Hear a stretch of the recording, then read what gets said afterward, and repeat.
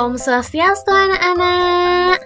Apa kabar kalian hari ini? Semoga kalian selalu dalam keadaan sehat dan jangan lupa tetap semangat meskipun hanya belajar di rumah saja. Nah, anak-anak, sebelum kita lanjut ke pembelajaran, kita berdoa dulu yuk agar pembelajaran hari ini dilancarkan. Ibu pimpin ya. Berdoa dimulai. Berdoa selesai. Nah, anak-anak, sekarang kita akan belajar bahasa Indonesia dengan topik wawancara. Namun, sebelum Ibu menjelaskan materi, Ibu akan menyampaikan tujuan pembelajaran. Nah, adapun tujuan pembelajaran kita, yang pertama, anak-anak mampu menggali informasi dari seorang tokoh melalui wawancara menggunakan daftar pertanyaan. Yang kedua, anak-anak mampu melaporkan hasil wawancara menggunakan kosakata baku dan kalimat efektif dalam bentuk teks tulis. Nah, anak-anak tahu nggak sih apa itu wawancara? Oke, Ibu jelaskan ya. Nah, wawancara itu merupakan kegiatan untuk mengumpulkan data atau memperoleh informasi dengan mengajukan pertanyaan langsung kepada narasumber atau orang yang berkaitan. Nah, perlu anak-anak ketahui dalam melaksanakan wawancara ini tentunya pasti ada narasumber dan wartawan atau wartawati. Oke, Ibu jelaskan satu persatu ya. Yang pertama adalah narasumber. Nah, narasumber itu dibagi menjadi dua kata, yaitu nara dan sumber. Nara itu yang artinya seseorang dan sumber artinya informasi. Jadi, narasumber itu adalah orang yang memberikan atau mengetahui secara jelas tentang sebuah informasi atau sebagai sumber informasi. Nah, selanjutnya itu adalah wartawan atau wartawati. Nah, wartawan atau wartawati ini adalah orang yang mencari informasi dari si narasumber.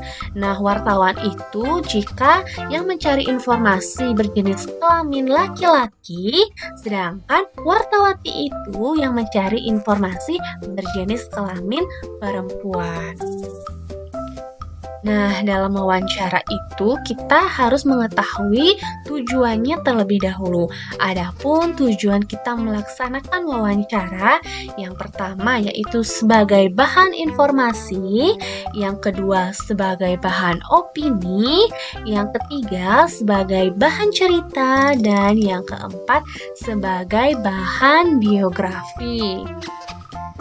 Oke, adapun tahap-tahap kita dalam melaksanakan wawancara, yang pertama, kita harus menentukan topik wawancaranya. Misalnya, kita ingin menentukan topik wawancara tentang perdagangan online atau perdagangan di musim pandemi. Nah, seperti itu contohnya. Yang tahap kedua yaitu ada menentukan narasumber. Nah, ketika kita sudah menentukan topik, kita harus menentukan narasumber. Topik yang kita tentukan misalnya pedagang, kita harus menentukan narasumbernya yaitu seorang pedagang, bukan seorang dokter ataupun guru. Yang ketiga, setelah kita menentukan narasumber, kita harus mengetahui identitas dari narasumber kita.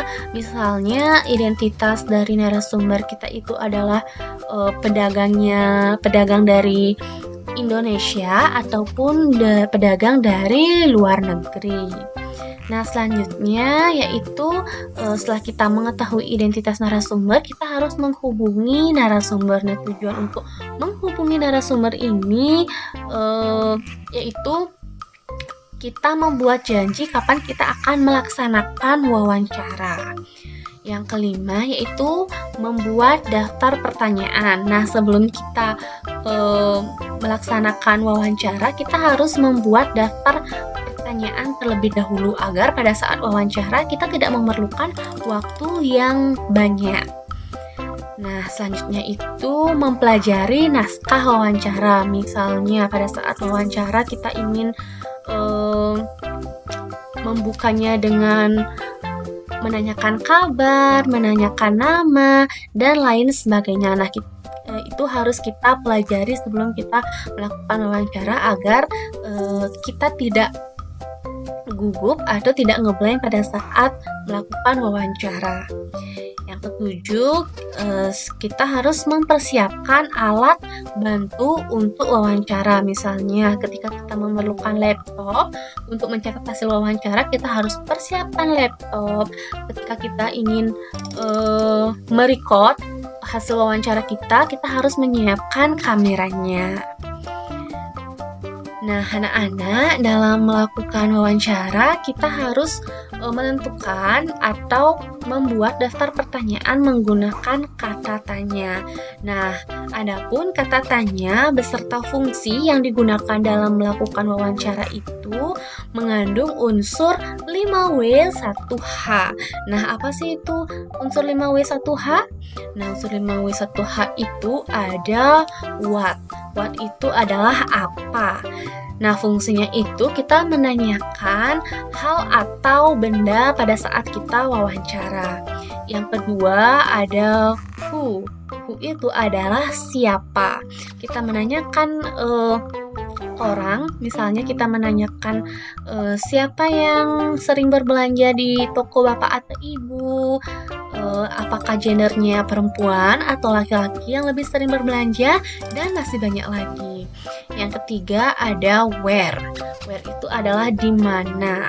Fungsinya menanyakan tempat berada. Misalnya kita menanyakan di mana bapak ibu sering berjualan, apakah di pasar malam atau hanya di toko saja, dan masih banyak lagi. Yang keempat adalah why. Why itu mengapa. Fungsinya menanyakan sebab. Misalnya pada saat wawancara, si narasumber ini dia berpendapat atau memberikan informasi mengenai dagangan saya ini sangat tidak laku jika diperjualkan di pasar malam. Nah, kita tanyakan kenapa sebabnya tidak laku di pasar malam. Nanti si narasumber itu akan menjawab. Yang kelima ada when. When itu adalah kapan. Fungsinya menanyakan waktu. Misalnya dia sering berjualan, setiap harinya dia berjualan dari pukul berapa sampai pukul berapa. Terakhir ada how. How ini adalah bagaimana. Fungsinya yaitu menanyakan keadaan tokonya, apakah dia menyewa toko atau mempunyai komplek toko sendiri. Oke anak-anak, nah dalam melakukan wawancara kita juga harus memperhatikan etika kita dalam wawancara. Etika kita dalam melakukan wawancara itu yang pertama yaitu datang tepat waktu. Nah, ketika kita hendak melakukan wawancara, kita harus datang tepat waktu atau kita harus datang lebih awal dari si narasumber tersebut, karena yang memerlukan informasi itu adalah diri kita sendiri. Yang kedua yaitu bersikap sopan dan ramah. Ketika si narasumber itu datang, kita harus bersikap sopan, menanyakan kabarnya, dan masih banyak lagi. Yang ketiga yaitu ketika kita melakukan wawancara, kita harus mendahulukan pertanyaan sederhana, seperti contohnya menanyakan kabarnya, apakah dia sehat-sehat saja atau tidak. Yang keempat yaitu bertanya dengan jelas sesuai dengan topik wawancara. Jadi itulah fungsi kita membuat daftar pertanyaan sebelum kita melakukan wawancara, agar pada saat kita melakukan wawancara kita bertanya dengan sejelas-jelasnya dengan si narasumber ini. Yang kelima yaitu hindari bertanya bersifat pribadi.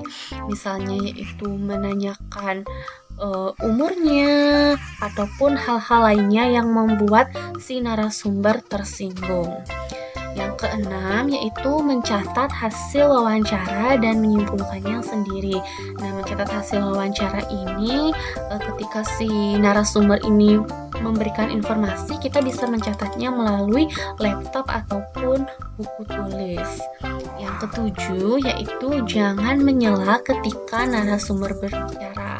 Misalnya ketika narasumber sedang menjelaskan informasi, kita tidak boleh menyela pembicaraannya. Nah, ketika kita misalnya ingin menyela, kita harus bersikap sopan dan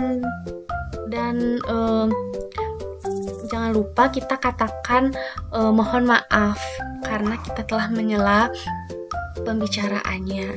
Dan yang terakhir, ketika kita selesai melakukan wawancara, kita harus menyampaikan terima kasih karena sudah meluangkan waktunya untuk melakukan wawancara. Oke, nah anak-anak, inilah contoh pertanyaan pada saat kita melakukan wawancara. Nah, Ibu kasih contoh pertanyaan pada saat wawancara dengan pedagang. Yang pertama, kita harus menanyakan siapa namanya. Yang kedua, kita menanyakan berapa lama dia sudah bekerja sebagai pedagang. Yang ketiga, kita menanyakan mengapa dia memilih sebagai pedagang, mengapa dia tidak memilih pekerjaan yang lain. Yang keempat, kita menanyakan di mana biasanya dia berjualan, apakah di toko saja atau dia berjualan keliling. Yang kelima, dari pukul berapa dia mulai berjualan, apakah dari pagi, siang, atau sore, atau malam. Yang ketujuh, barang apa saja yang dia perjualkan, apakah dia menjual baju saja, celana saja, atau yang lainnya. Yang kedelapan, berapa modal dia untuk membangun dagangannya ini.